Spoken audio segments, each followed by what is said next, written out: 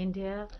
और विशेष रूप से कोविड-19 से प्रभावी सभी लोगों और परिवारों के प्रति पहले जनवरी में और फिर पिछले महीने हम आपकी भारत यात्रा की प्रतीक्षा कर रहे थे, लेकिन दुर्भाग्यवश दोनों ही बार यात्रा स्थगित करनी पड़ी।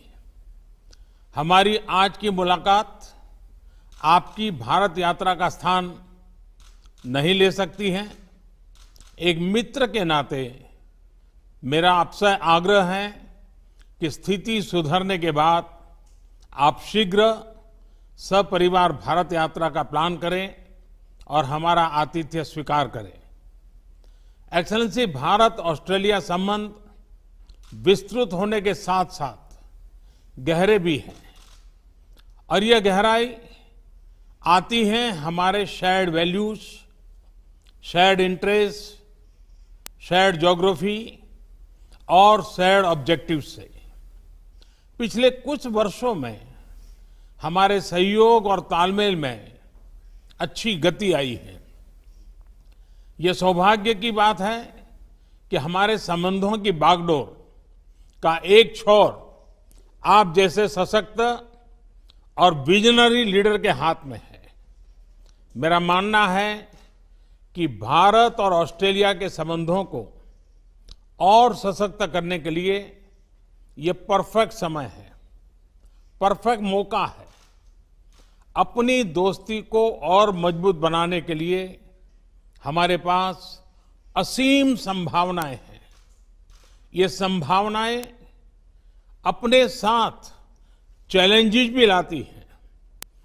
चैलेंजेस की किस तरह इस पोटेंशियल को वास्तविकता में ट्रांसलेट किया जाए ताकि दोनों देशों के नागरिकों, बिजनेसेस, एकेडमिक्स, रिसर्चर्स इत्यादि के बीच लिंक्स हो और जो और मजबूत बने। कैसे हमारे संबंध अपने क्षेत्र के लिए और विश्व के लिए एक फैक्टर ऑफ स्टेबिलिटी बने। कैसे हम मिलकर ग्लोबल गुड के लिए कार्य करें, इन सभी पहलुओं पर विचार की आवश्यकता है।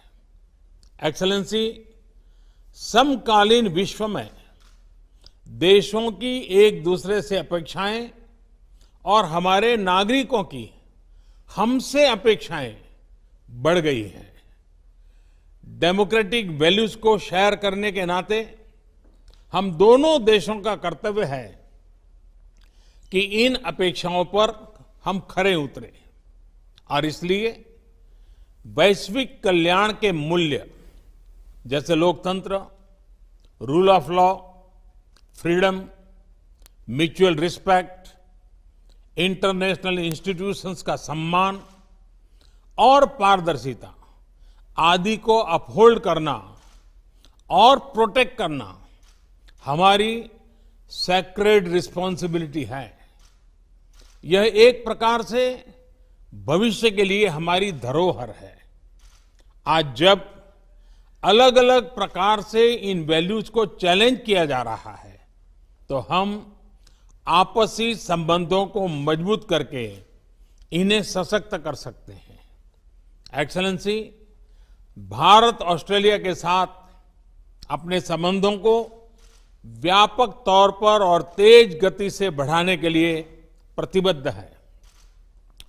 यह न सिर्फ हमारे दोनों देशों के लिए महत्वपूर्ण है, बल्कि इंडो पैसिफिक क्षेत्र और विश्व के लिए भी आवश्यक है।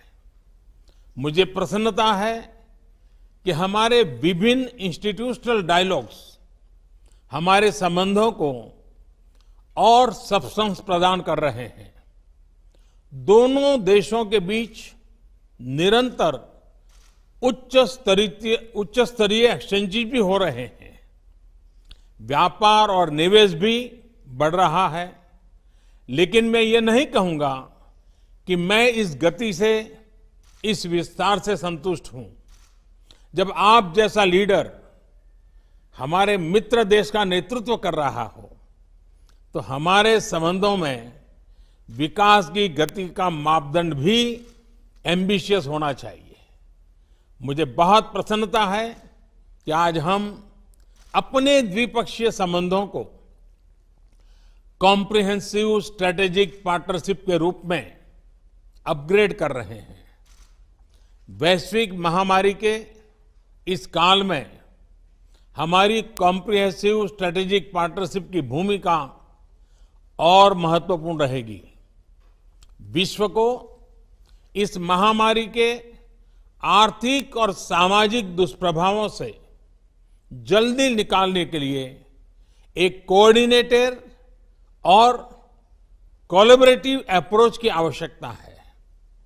हमारी सरकार ने इस क्राइसिस को एक अपॉर्चुनिटी की तरह देखने का निर्णय लिया है। भारत में लगभग सभी क्षेत्रों में व्यापक रिफॉर्म्स की प्रक्रिया शुरू की जा चुकी है। बहुत जल्द ही ग्राउंड लेवल पर इसके परिणाम देखने को मिलेंगे। इस कठिन समय में आपने ऑस्ट्रेलिया में भारतीय समुदाय का और खास तौर पर भारतीय छात्रों का, हमारे स्टूडेंट्स का जिस तरह ध्यान रखा है, उसके लिए मैं विशेष रूप से आपका आभारी हूं। एक्सेलेंसी, मैं इस वर्चुअल समिट के माध्यम से आपसे बात करने के लिए, इस अवसर के लिए मैं फिर से एक बार आभार व्यक्त करता हूं। अब मैं चाहूंगा, आपका रिमार्क सुनने के लिए मैं भी उत्सुक हूं। मैं आपको निमंत्रित करता हूं अपनी बात बताने के लिए। Well, thank you, Your Excellency. Namaste. It is tremendous to be able to join with you again, as we have done on quite a number of occasions, but for the first time to do this in this format. And it doesn't surprise me that this is how we would continue to seek to meet in these circumstances, when you were the one who started the hologram, when you were campaigning many years ago. And so if maybe the next time we can have a hologram of Your Excellency here in Australia, and likewise we could have President Jokowi as well, because he similarly used that technology, and with a country as vast as yours, you have always been a pioneer in the area of technology for India, and today is another good example of that. Your Excellency, can I thank you for your leadership, not just within India but more broadly throughout the G20, the Indo-Pacific, and the stabilising and constructive and very positive role that you have played in these very difficult times. Together with our friends such as Prime Minister Abe, this has been so important in our region, and to provide that steadying and stabilising and wise influence during what is an incredibly difficult time for all of our countries. And we wrestle with those challenges each and every day. Can I also convey our deepest condolences to all of those impacted by Tropical Cyclone Amphan. This is, together with all of the other difficult issues that are being faced, our condolences are with you for that terrible event, and of course the industrial accident at Vizag. These are issues that are unrelated, obviously, to the COVID-19 challenges, but they still come and they still test us, and once again you've proved more than the measure of those tests. Our relationship is exactly as you've said. It is a very, very comfortable relationship. It is a very natural relationship, so much in common, so much shared, if not in language always, certainly in the things that matter and the values that we hold. And we both seek to champion those values together in our region, and independently as very proud sovereign nations and very vibrant liberal democracies as well. And I think we hold that flag up very proudly, each of us.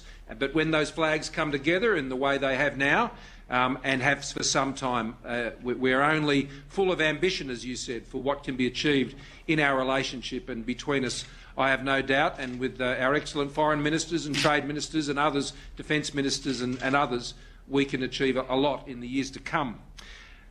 In the Indo-Pacific, we are committed to an open, inclusive, prosperous Indo-Pacific.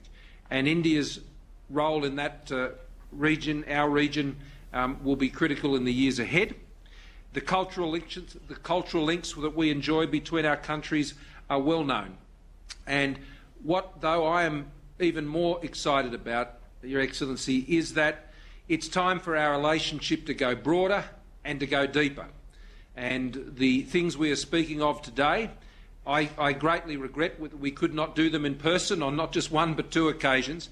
And I thank you very much for the invitation to join, for Jenny and I to join you in the future. I know she's very much looking forward to it, and so we thank you. She'll be pleased when I tell her tonight, when I get on the phone, that Narendra has invited us again, and she'll be very pleased about that. So we'll look forward to doing that when we can all travel. But I suspect there'll be perhaps some other opportunities where we will meet. I understand perhaps at the G7 with that going ahead later in the year, and other events as we draw to the close of the year. Today, science and technology, a new special grant round between our two countries for a program that is really joining our scientists together. This is exciting. A joint declaration on a shared vision for maritime cooperation in the Indo-Pacific.